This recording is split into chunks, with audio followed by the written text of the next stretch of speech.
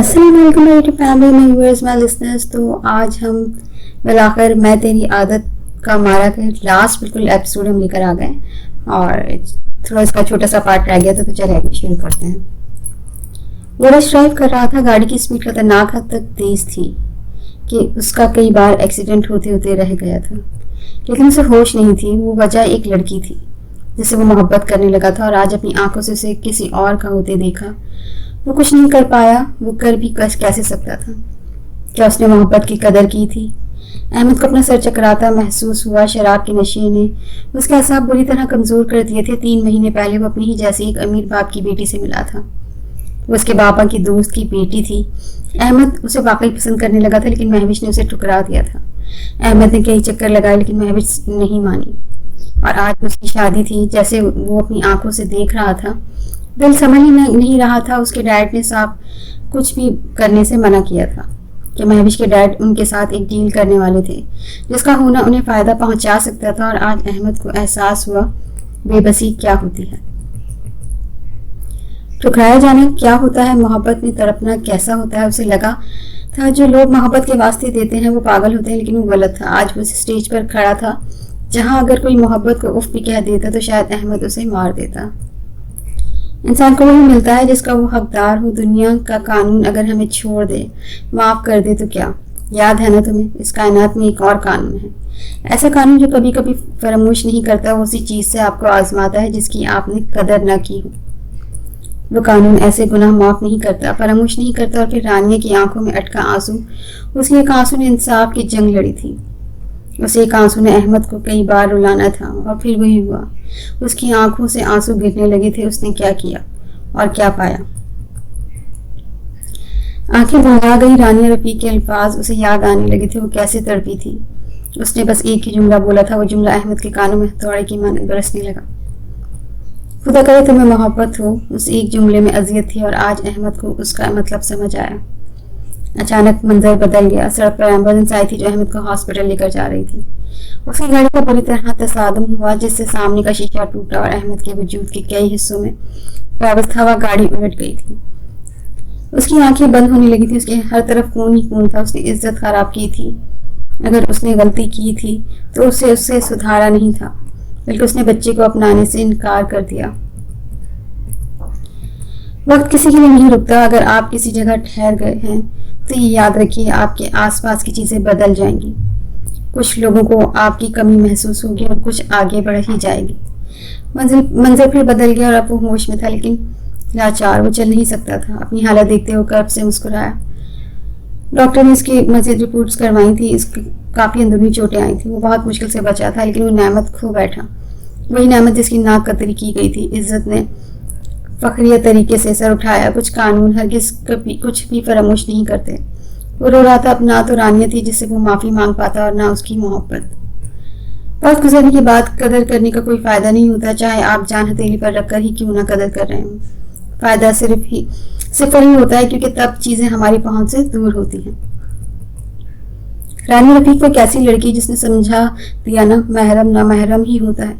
बेशक वो जितना मर्जी आपसे मोहब्बत का दावेदार हो, रहेगा तो वो ना महरम ही। जिसके साथ चलने से दुनिया आपसे सवाल ज़रूर पूछेगी, जिसकी मौजूदगी अगर माँ बाप तक को पता चल जाए तो वो भी आपसे सवाल पूछेंगे। फिर कैसी मोहब्बत जिसके साथ पर ही सवाल उठे। तुम्हें याद आती है उसकी? वो लॉन में रखी कुर्सी पर बैठे थे जब आरजू ने अंगूर मुंह में रखते उसे देखते उसके चेहरे पर कुछ खोजना चाहा। वहाँ ने उसकी तरफ देखा। उसे भूली ही कब हूँ मैं? वो सवालिया हुई या कुछ भी। उसकी आंखों के किनारे नम हो गए। आरजू ने ठंडी आह भरी थी। उसकी डिलीवरी को बस चंद दिन बाकी थे। वो शिद्दत इस जब्त के आखिरी किनारे पर खड़ी थी। तुम्हें पता है तुम किस कदर खुशकिस्मत हो? आरजू ने आगे झुकते कहा। वहाँ धीरे से हंसी और इस बात में सर हिलाया। हाँ, मेरे पास माहिल राना है। लबों पर मुस्कुराहट बिखर गई थी। आंखों में हल्की सी नमी और जज्ब के आलम में बोली यूं जैसे जिंदगी हो उसके पास। नहीं। आरजू ने मुस्कुराहट के साथ नफी में सर हिलाया। वहाँ ने चौंक कर उसे देखा। तुम माहा खान, तुम इसलिए खुशकिस्मत हो क्योंकि तुम्हारे पास ऐसा शख्स है जिसने तुम्हें सबसे ऊपर रखा, हत्ता कि अपनी ज़ात से भी ऊपर। तुम खुशकिस्मत हो क्योंकि तुम्हारी वजह से किसी ने बदला नहीं लिया, कोई खुदा से जुड़ गया। आरजू ने धीरे से उसके हाथ पर हाथ रखते उसे हौसला दिया। माँ की आंखों से आंसू गिरा। थोड़ा सब्र और दरकार है, वो जब आएगा तो तुम्हारे हर एक शिकवे को दूर कर देगा। वो सर इस बात में हिलाते बोली थी। माँ ने आंसू साफ करते मुस्कुराहट चेहरे पर सजाए उसे देखा। आरजू, दानियल की करख्त आवाज पर आरजू ने दांतों तले जबान दी थी। पीछे मुड़कर देखा, वो उससे उसकी जानिब चला आ रहा था। आरजू उठी और फौरन माँ की चेयर के पीछे खड़ी हो गई थी। माँ ने निचला मुख दबाया। स्टडी क्यों नहीं कर रही तुम? वो माथे पर तेवरी चढ़ाए बोला। आरजू ने बाल खुजाए जैसे कोई बहाना तलाश कर रही हो। तुम ना खबरदार, अगर तुम कहा तो। वो उंगली उठाए बोला। आंखों में तपिश थी। आरजू ने हाथ खड़ा किया। आपने बोला था मत देना पेपर, ये ज्यादती है, आप चीटिंग नहीं कर सकते। कान में मुंह फुलाए बोली। दानियाल ने आंखें छोटी करते उसे देखा। जैसे तुम मेरी हर बात मानती हो। दांत के छिछाते उसे देख रहा था, जिसके कदम बस अंदर की जानिब भागने को तैयार थे। अभी मेरे साथ आओ, मैं समझाता हूँ टॉपिक। उसकी जानिब कदम बढ़ाते हुए जो अंदाज में बोला और मौका पाते वो अंदर की तरफ भागी। अब वो भाग रही थी और कान किताब लेकर उसके पीछे भाग रहा था। कितने झूठे हो आप, खुदा माफ करे, कहते हैं झूठ बोलने वाले का काला मुंह नीले पैर हो जाते हैं। वो सोफे के इर्द गिर्द चक्कर लगाते बोली। पिछले कई महीने से आरजू खान ने दानियल सफीर खान का जीना हराम करके रख दिया था। आरजू मैं बोल रहा हूँ, बैठकर पढ़ लो, वरना वो उंगली उठाए बोला, जिस पर आरजू ने सोफे की पुश्त पर थोड़ा आगे को झुकी। वरना हैजल आंखों में मोहब्बत समोए वो सहर तारी करती आवाज में बोलती। इसका दिल धड़का, वो सर झुका गया, दांतों तले लब दबाए हंसी रोकनी चाहिए। ठीक है, मत पढ़ो तुम किताब को। मीज पर पटक कर वो ऊपर चला गया। आरजू मुंह खोले उसे जाता देख रही थी। फिर घूरकर फिजिक्स की किताब को देखा। मनहूस मारी, जलकर खाक हो जाओ। तुम किताब पर चील सी नजर डाले ऊपर उसके पीछे पड़ गई। कमरे का दरवाजा आहिस्ते से खोलते उसने सर दरवाजे से निकालकर अंदर झांका, जहां वो सोफे पर बैठा संजीदा चेहरे लिए आरजू का कहकहा गूंजा। दानियल ने गहरी डांती नजर उस पर डालते दांत पीसे उसे। अच्छा, वो किसी बच्चे को पढ़ा लेता। कितनी नालायक थी वो, कोई काम था जो उसे आ जाए। खान गहरा सांस खींचते हुए अंदर दाखिल हुई। कदम कदम चलती हुई सोफे पर जाकर उसके पास टिक गई। दानियल ने चेहरा मोड़ लिया, वाकई उससे नाराज हो गया था। अच्छा, मैं अच्छे से पढ़ाई करूंगी, सच वादा। वो आगे झुकते उसके चेहरे को देखने की कोशिश करते बोली थी। उसने रुख उसकी जानिब करते हंसनी आंखों में देखा। चमकती आंखें हमेशा से मुश्किल में डालती थी। लोग दो आंखों से देखते हैं दुनिया को, मैंने दो आंखों में दुनिया देखी है। एक काम बीवी वाला कर दो, फिर सोचूंगा। वो बाजू सर के पीछे रखते सोफे की पुर से टेक लगाकर नींद दराज हो गया। आरजू ने आंखें छोटी करते उसे देखा। ठीक है, लेकिन आपको मेरे हर सवाल के जवाब में हाँ कहना होगा। फिर वो कुछ सोचते हुए बोली। दानियाल ने इस बात में सर हिलाया। वो रुख उसकी तरफ किए, ऊपर को उठी और लरसते लफ्ज उसके माथे पर रख दिए। वो सांस रुक गया था। नर्म लम्स ने होठों पर मुस्कुराहट बिखेर दी। नीली आंखों में चमक पैदा हो गई। उसकी कमर में हाथ डाले उसे अपनी सार में कैद कर लिया। आरजू ने सुकून से उसके सीने पर सर रखा। कान में अच्छी हूं ना? उसके कुर्ते के बटन से खेलते वो पुरजोश आवाज में बोली। दानियल के लिए मुस्कुराहट में ढली वो बहुत मासूम थी या बन रही थी, कहना मुश्किल था। हाँ, बहुत। वो नरमी से उसके बालों पर लब रखते उसकी लहजे में हद दर्जा नरमी थी। मैं बहादुर हूं ना? दूसरा सवाल आया। चेहरा पर उठाए वो उसके चेहरे को देखना चाहती थी। जब उसने ऐसा करते से रोकते उसका सर वापस अपने सीने पर रखा। हाँ, बहुत बहादुर। वो मुस्कुराकर बोला। आरजू खान के चेहरे पर मुस्कुराहट उभरी। मैं हिम्मत वाली हूँ ना? खुशी खुशी अगला सवाल पूछा गया था। दानियल ने भवें सुकड़ी उसका सर सीने से उठाया, उसकी आंखों में झांका। लेकिन बर्दाश्त तो मैं करता हूँ। हिम्मत वाली फिर तुम कैसे हुई? उलझन ज़दा सा सवाल उसकी बात पर आरजू का मुंह खुल गया। फिर वो दांत पीसते उसे देखते उसके सीने पर मुक्के बरसा गई थी। हाँ, आप चीटिंग करते हैं। हमेशा आपने कहा था हाँ बोलेंगे, कभी मेरी तारीफ नहीं की। उठते हुए मुंह बनाए बोली जब उसने कलाई से खींचते उसे वापस बैठाया। तारीफ? उसने शहादत की उंगली से उसकी थोड़ी एक अदा से ऊपर उठाई। आरजू का दिल शिद्दत से धड़का था जब वो नरमी से उसके लबों पर झुका। उसकी सांसों को महकाते वो शिद्दत इख्तियार कर गया। नरम गरम लम्स पर दिल ने बीट मिस की, जबकि वो बगैर मुज़ाहमत किए जोर से आंखें मीच गई। वो से अलग होते उसके चेहरे पर बिखरे रंगों को देखने लगा। अब कहो मुझे बेशर्म, अब मैंने इल्जाम सच किया है। उसके लबों के किनारों को अंगूठे से साफ करते हुए आईब्रो झुकाते बोला। आरजू ने हाथ आंखों पर रखा। वो शिद्दत से लब दबा गई।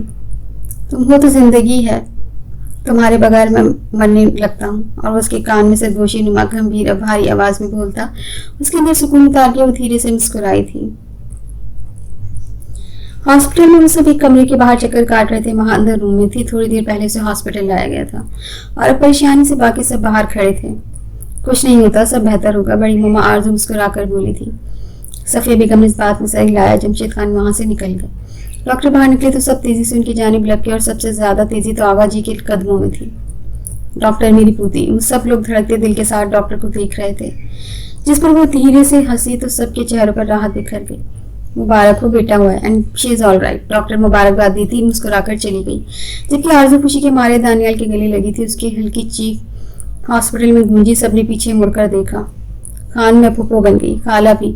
उसे मजबूती से पकड़े खुशी से बोली। दानियाल ने घर वालों को देखा। उसका जवाब ना पाकर आरजू ने गर्दन घुमाई। जहां सब उसे ही देख रहे थे, शर्म के मारे वो सर झुका गए। चलो अंदर चलें, आगा जी हंसते नफी में सर हिलाते बोले। सब लोगों ने इस बात में सर हिलाया। नहीं, रुक जाए। दानियाल की आवाज पर उनके आगे बढ़ते कदम रुक गए। हमें इंतजार करना चाहिए थोड़ा, वो इस बात में सर हिलाते बोला। आगा जी ने गहरा सांस भरते इत्तेफाक किया था। उसने आहिस्ते से आंखें खोली थी। दिल उदासी में बैठा था। पहली सोच जहन में आते ही उसकी आंख से आंसू गिरा।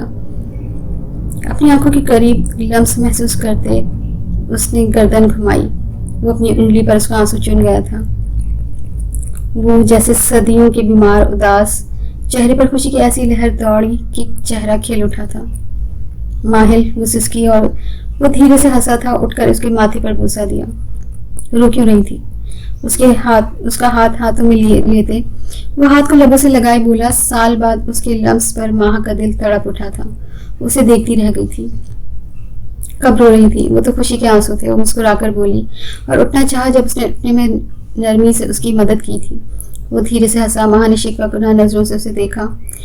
बटरफ्लाई, तुम तो हमेशा सच बोलती हो ना, और तुम्हारे आंसू कम का पहला आंसू बाएं आंख से गिरता है।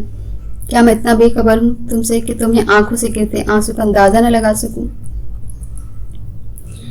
वहां सांसें रुकी उसे सुनती गई। वो अजीब शख्स जादूगर था। उसके आंसुओं तक को नजर में रखे हुए था। एहसास, तमानियत भरा एहसास रूह में शामिल होने लगा। वो जब से आंखें मीच गई। काली आंखें उसकी चेहरे पर टिकाएं, नम आंखें दिल में उतरती हुई नजरें माहिल राना को चैन सुकून एक मोहब्बत थी। ऐसे देखोगी तो वापस कैसे जा पाऊंगा बटरफ्लाई? उसके हाथ में गिरफ्त सख्त कर गया, जैसे वो जानता वो रो देगी फिर से। और ऐसा ही हुआ। तड़प उठी। माहिल राना के जाने के ख्याल से उसकी हिचकियां कमरे में गूंजने लगी थी। वो ठंडी आह भर कर रह गया। उसके रोने के चलते नन्ही मासूम सी जान भी रोने लगी थी। माँ ने अपने पास लेटी उस जान को देखा। वो रोते हुए हंसती थी। मैं हमेशा तुम्हारे पास हूँ, तुम्हारे एहसास में। तुम आंखें बंद करो तो मेरा एहसास तुम्हें महसूस होगा। महाकान, तुम महसूस करो, तुम्हारे दिल में ही तो हूँ मैं। माहिल राना तुमसे जुदा कब है? वो हमेशा तुम्हारे साथ है, हमेशा। वो उठा और झुकते अपने बेटे को चूम डाला। उसकी आंखों से आंसू गिरा। वो आंसू गम का नहीं था, न ही निदामत का, शुक्र का आंसू था। उसने छत को देखा।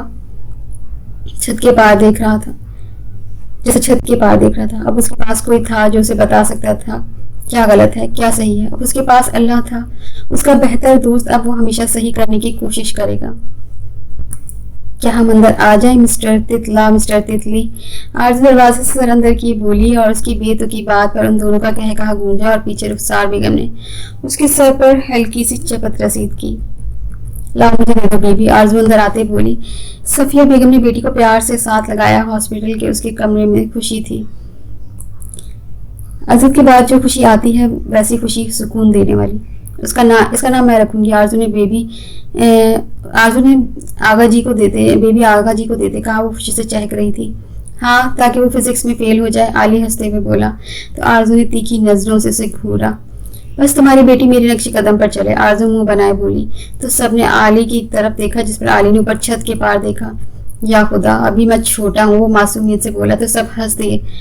जमशेद खान ने माहिल को गले लगाया। मुझे जाना होगा, वो माँ को देखते बोला। तो बल्कि खुशी के बाद अजियत क्या होती है, कोई माहस खान से पूछता। वो सर झुका गई तो माहिल राना तड़प उठा था। तुम्हें कहीं जाने की जरूरत नहीं है, ये रहे तुम्हारे राय के पेपर्स। तुम्हारे रवैये के चलते तुम्हारी सजा माफ हो गई है। जमशेद खान ने उसके आगे पेपर्स किए थे। माँ ने सर उठाकर बाप को देखा। वो धीरे से मुस्कुराई। उसके बाबा ने उसकी अजियत समझी थी। उन्होंने खुद बहुत रिक्वेस्ट की थी ऊपर ऑफिसर को। नहीं व्हाइट रोज, तुम्हें बेबी पसंद है ना? वो मायने खीजी से बोला। आरज़ू के गाल दहक उठे थे। उसने घूर कर उसे देखा, जिस पर वो ठिठाई से हंस दिया था। अजली बेशरम, वो बड़बड़ाहट में बोली थी। दानियाल ने फखरी अंदाज में इस बात में सर हिलाया तो वह मुश्किल अपनी हंसी रोक पाई थी। माहिर राना आरज़ू ने चुटकी बजाते आयशा की गोद में नन्हे शहजादे को देखा। वो चहक कर बोली, जिस पर सब लोगों ने ही इस बात में सर हिलाया। दुखों के बाद खुशी मिलती है ना, वो खुशी पुरसुकून कर देने वाली है। जानते हैं क्यों? क्योंकि उस खुशी की कीमत का अंदाजा होता है हमें हमें इल्म होता है कि वो खुशी हमने किस कदर अजियत से गुजर कर हासिल की है। उसकी गोद में सर रखे लेटा था, हाथ बढ़ाकर उसकी थोड़ी को छुआ। दिन महीने में गुजर रहे थे। आरजू माँ बनने वाली थी। दानियल की नाक में अच्छा खासा दम करके रखा हुआ था। वो हमेशा अपनी अहम मीटिंग्स कैंसिल करके उसकी एक पुकार पर दौड़ा चला आता और वो आगे से ऐसे काम कहती कि दानियल सफीर खान बस दांत पीस कर रह जाता। क्या देख रही हूँ? उसके हाथों को पकड़े उसने लबों से लगाया, जिस पर माँ के वजूद में हमेशा की तरह सनसनी सी दौड़ गई। धड़कनें मध्यम पड़ने लगी। आपकी आंखें, जब मैं नाराज हुआ करूंगी ना, बस एक बार आप मुझे इन आंखों से देखना। वो जज्ब के आलम में उसकी आंखों को छूते बोली। वो दिल से मुस्कुरा दिया। दिल फरेब मुस्कुराहट माँ ने बुरा सा मुंह बनाया तो वो निचला लब दांतों तले दबा गया। तुम्हारी नाराजगी अब मेरी जान पर अजाब होगी। ऐसा हरगिज नहीं होगा, तुम मुझसे नाराज हो। उसकी पलकों को छूते हुए उसकी गर्दन में हाथ डाले, चेहरा अपने चेहरे पर झुकाए बोला, बर्बाद होंगे हम दोनों। वो चमकती चमकती आंखों से बोली। माहिल ने चेहरा मजीद अपने चेहरे पर झुकाया, आईब्रो झुकाई। बर्बादी ऐसी है तो मुझे 1000 बार कबूल है। हल्के से उसके नर्म याकुती लबों को लबों से मिस करते वो भारी तिल्स्म ज़दा लहजे में बोला। उसकी मध्यम पड़ती धड़कनों में इर्तियाश बर्पा कर गया। वो गहरा मुस्कुराई थी और पहली बार यूं लगा जैसे उसकी आंखें भी मुस्कुराई हों। उसने बेड पर सोए अपने बेटे को देखा, फिर धीरे से उठते इसके माथे पर लप रखी। मेरी जिंदगी का सबसे कीमती तोहफा तुम हो। ऐसा तोहफा जिसने मुझे कायनात को बनाने वाले से मिला दिया। मुझे बताया शुक्र अदा करना कितना जरूरी होता है। उसके हाथों पर दबाव देते हुए मोहब्बत से बोला था। माँ की आंखें चमक उठी थी। वो खिलकर मुस्कुराई थी। जिंदगी जिंदगी होती है, वो तल्ख है या हसीन, हमारा नजरिया हमें बताता है। हम दुखों के पीछे भागते हैं, खुशी को खुद से दूर कर देते हैं। हम माफ करना नहीं सीखते, जबकि हम माफी के तलबगार जरूर होते हैं। अगर हम कहें कि एक कदम की ही तो बात है, गलत लिया या सही, तो हम गलत हैं।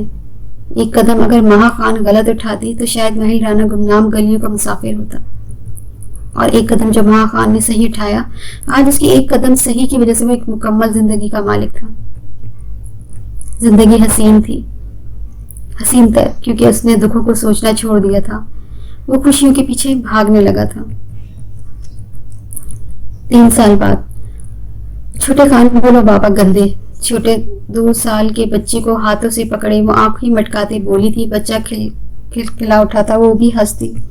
दरवाजे में खड़े दानियल ने आंखें छोटी करते उसके अल्फाज सुने थे। वो कभी सुधर नहीं सकती थी, हरगिज नहीं। उस लगा से अब 2 बच्चों को संभालना पड़ेगा। वो नफी में सर हिला गया था। 2 साल पहले ही उनके यहाँ बेटा हुआ था और अब उस बददिमाग माँ बैठी उसे न जाने क्या सिखा रही थी। हशाम खान बोलो मम्मा। वो बेटे के सर का बोसा लेते बोली, जिस पर वो बड़ी बड़ी हेजल आंखों से उसे देखने लगा। बाबा, वो अटकते हुए बोला। तो आरजू खान ने माथे पर तेवरी चढ़ाई। उसका तो मुंह ही खुल गया था। तुम भी जाहिल हो अपने बाप की तरह। मैं तुम्हें मम्मा बोलने को कह रही हूँ, तुम बाबा के कुछ लगते। आरजू ने फुलाए बोली तो दरवाजे में खड़े दानियल का कहकहा गूंजा। आरजू ने गर्दन मोड़कर उसे खपकी से घूरा। देखा, मेरा बेटा कह रहा है मम्मा बुरी बात। नफी में सर हिलाते वो हंसते हुए अंदर दाखिल हुआ। मुंह फुलाए बैठी वो लड़की सीधे उसके दिल में उतर रही थी। उसने छोटे कान को उठाकर करीब रखे, झूले में रखा और खुद बैठ गया बिल्कुल उसके सामने। क्या बोल रही थी? मैं बुरा हूँ? आईब्रो चुकाते हाथ से उसकी काल को छूते कुमार आलूद नजरों से उसे देखते इस्तफसार करने लगा, जिस पर आरजू घबराहट का शिकार हुई थी। तो ऑफिस में बैठे रहते हैं। क्या कहा था आपने? मैं पढ़ाऊंगा। ले लो तुम एडमिशन। कहा था आपकी पढ़ाई? कहाँ गई अब आपकी पढ़ाई? वो उसके सीने पर दिल के मकाम पर उंगली रखते कड़े तेवरों से बोली थी। इधर तो आओ, मैं तुम्हें पास होने के बारे में कुछ बताऊं। गंभीर सहरतारी करते आवाज से उसकी उंगली को खींचते अपनी तरफ उसे झुकाते बोला कि वो सीधा उसके सीने से आन टकराई थी। सबसे पहले शोर का ख्याल रखें। भारी लहजे में उसकी गर्दन पर लब रखे सरगोशी करते हुए आंखों में शरारत भरे बोला तो आरजू ने भवें सिकुड़ी थी। इससे पहले भी कुछ बोलती छोटे खान की रोने की आवाज पर दानियल ने गहरा सांस भरते इस बार माथे पर तेवरी चढ़ाई थी और घूरकर बेटी को देखा। क्या है यार, मजाल है जो 2 पल मुझे मेरी बीवी के साथ गुजारने दे। जब हमें साथ दिखता है तब रोने लग जाता है। इसे मम्मा के पास छोड़ाओ। वो बुरा सा मुंह बनाए बोला, साथ बेटी को घूर भी रहा था जो झूले में खड़ा होते माँ को देख रहा था। आज उसकी सार से निकलती बैठ चुकी और छोटे कान को झूले से उठा लिया और फिर बैठ पर नींदराज दानियल को देखा। आपको अपने बेटे से जलन हो रही है क्या? आरजू मजा लेते ही बोली थी। दानियल ने गहरी नजर से उसे देखा। जलन, मेरे सीने में आग लग रही है, वो बेड से उठते बोला। उसके अंदर आरजू का कहका कमरे में गूंजा था और इसके गाल दहक उठे थे। उसे इतनी बेबाकी से इजहार की उम्मीद नहीं थी मुकाबिल से। आप ऐसे कैसे कह सकते हैं? वो पास आते ही शाम खान को उससे ले चुका था। आरजू ने उसे देखते सवाल किया। तुम मेरी हो, तुम्हारे प्यार के छोटे से छोटे हिस्से पर भी सिर्फ मेरा हक है। ये तो मेरा बेटा है, वरना बात अधूरी छोड़ गया। उसकी बेख्तियारी पर वो नफी में सर हिला गई थी। तुम्हें जलन नहीं होती? उसकी हिजल आंखों में देखते हुए आईब्रो झुकाते बोला। हरगिज नहीं, चले मेरी जूती। वो इतनी तेजी से बोली थी कि दानियाल मुंह खोले उसे देखने लगा था। वो कभी इजहार नहीं करती थी। हाँ, तुम्हारी जूती क्यों जले? जले तो नताशा, पलवशा। कदम आगे बढ़ाते उसने आफत की दुखती रख पर हाथ रखा और कमरे से निकल गया। पीछे वो दांत पीसते उसके पीछे भागी थी। मजीद 3 साल बाद। कहते हैं सब्र का फल मीठा होता है। सब्र ऐसी चीज है जो नामुमकिन को मुमकिन में बदल सकती है। बिल्कुल वैसे ही जैसे आयशा ने सब्र किया था और आज वो माँ के ओहदे पर फाइज थी। नन्ही परी जो उसकी दुनिया में आकर सब मुकम्मल कर गई थी, लेकिन महराज खान से उसकी शिकायतें कभी खत्म नहीं होती थी। वो हमेशा किसी न किसी मीटिंग के सिलसिले में आउट ऑफ सिटी चला जाता था और आज तो आयशा ने उसे लड़ने का पक्का इरादा कर ही लिया था। वो बेड पर लेट गई थी। गुलराना सफिया बेगम के पास थी। वो आंखें बंद किए लेटी थी, जानती थी वो आज आने वाला है। जब धीरे से कमरे का दरवाजा खुला, यूं जैसे चोर अंदर दाखिल होते हैं, बिल्कुल वैसे ही वो अंदर दाखिल हुआ। कमरे में नीम रोशनी फैली हुई थी। बेड पर नजर पड़ी जहां उसकी मताए जान लेटी हुई थी। आयशा ने पट से आंखें खोली तो महराज ने जोर से आंखें मींच ली। उसकी आंखों में शिकवा था। वो हमेशा यूं ही करता था उसके साथ। आयशा, मैं बोल ही रहा था जब उड़ता हुआ क्वेश्चन उसके मुंह पर जा लगा और इसके पीछे कई क्वेश्चन और तकिए उसके ऊपर बरसाए जा रहे थे, जिन्हें बगैर मुजाहमत के वो खड़ा अपने ऊपर झेल रहा था। जानता था वो गुस्से में। आप ऐसा ही करते हैं, जब देखो तब काम, और आज भी लेट आए हैं। वो बेड से उठती बाहर जाने लगी थी। आंखों में पानी तैर रहा था। वो गहरा सांस भर कर रह गया। इसकी कलाई जकड़ खुद नीचे बैठ गया। पैंट की पॉकेट से कुछ निकाला। नहायत नरमी से उसके पाँव अपने घुटने पर रखा और नहायत खूबसूरत पायल उसके पैरों में पहना दी। आयशा की आंखें चमकी, लेकिन कब्की से खड़ी रही थी।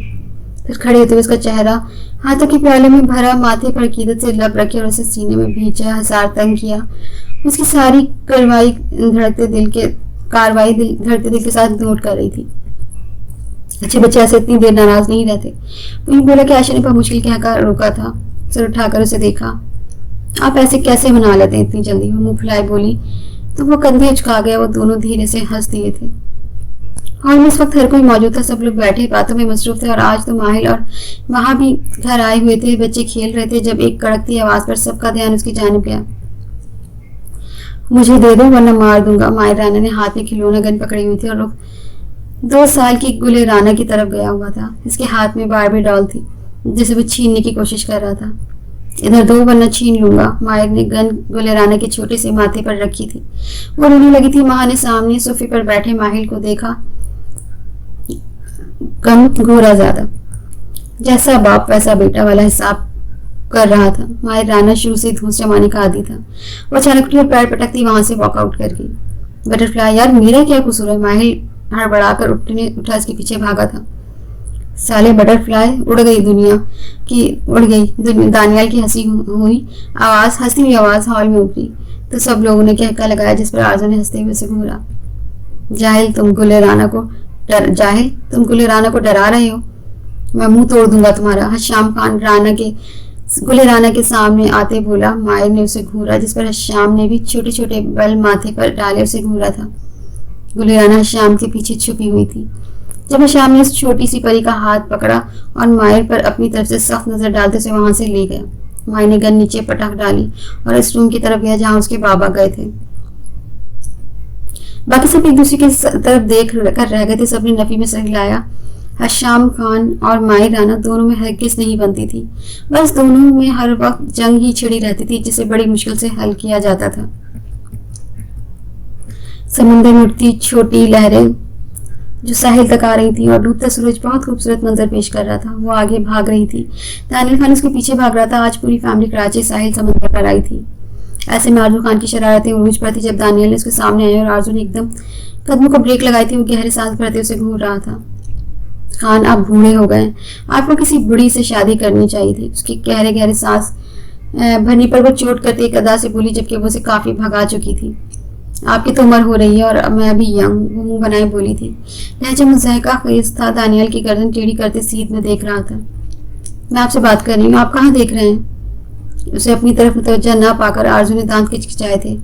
कुछ खास नहीं, किसी बूढ़ी को देख रहा हूँ, वो लापरवाही से बोला। इसके बाद सुनते आरजू ने पीछे पलट कर देखा, जहाँ तकरीबन 25 से 27 साल की लड़कियां दानियाल को ही देख रही थी। उसने फिर सामने उसके इंतहाई मासूम चेहरे को देखा। खान वो चीखी और उसकी जानी पड़ी जब वो हंसते हुए आगे भागने लगा। और अब मंजर कुछ यूं था कि वो आगे भाग रहा था और आरजू खान उसके पीछे भाग रही थी। जब वो दोनों पानी में गिरे और जोर जोर से हंसने लगे थे। आज वो एक कपल पिक ले लें, आली ने कैमरा निकालते दुहाई दी थी, जिस पर उन सब ने उसकी तरफ देखा। आरजू दानियाल भी चलते हुए सबके दरमियान आ गए थे। पहले 1 से 2 होकर आ दानियाल ने उसके कंधे पर हमदर्दी से हाथ रखा तो वो खजल सा होकर रह गया। छाई तो सकता हूँ ना, 1 से 2 हुए और फिर 3 हुए और आने वाले वक्तों में 4-5 हुए। लोगों की आली तड़क कर बोला। इसकी बात पर सब लोगों का कहका गूंजा। फिर सबने एक तस्वीर सबके साथ ली। दूसरी में महराज आयशा के साथ, दानियाल आरजू के साथ, माहा के साथ पेशानी से पेशानी टकराए खड़े थे। पीछे समंदर की लहरें थी। बड़े ने बेख्तियार माशाल्लाह कहा था। आली ने खूबसूरत लम्हों को कैमरे में कैद किया था। सुनो जानो, तीनों एक साथ बोले थे, जब उसके आलम में चमकती आंखों के साथ दिल करीब शहर के असर में। जरा भी फर्क नहीं, हूँ बहुत धड़कता है, ये दिल नहीं, मेरे सीने में तो धड़कता है। इन तीनों ने बड़ी मोहब्बत से उनकी पेशानी पर लब रखी, जबकि आली ने तेजी से वो पल कैमरे में कैद किया। बच्चे भागते हुए उनकी तरफ आ रहे थे। दानियाल ने बुरा सा मुंह बनाया जब आरजू ने लब दबाया। जिंदगी हर चीज का महवर होती है, खुशी, गमी, बुरे हालात, अच्छे हालात, लेकिन इसका मतलब ये नहीं होता हम खुशी भरे लम्हों को खुल कर जिए और दुखी लम्हों में मायूस होकर बैठ जाएं। इनसे लड़ें, खुशियां तलाश करें, जिंदगी को हमेशा खूबसूरत मानें, क्योंकि जब वो दुखी भरे लम्हे देती है तब भी वो वही जिंदगी होती है जिसने आपको खुशी भरे लम्हे दिए होते हैं। इसलिए जिंदगी को मौत को से हर चीज का सामना करें, लोगों को माफ करें ताकि कल अल्लाह आपको माफ करे।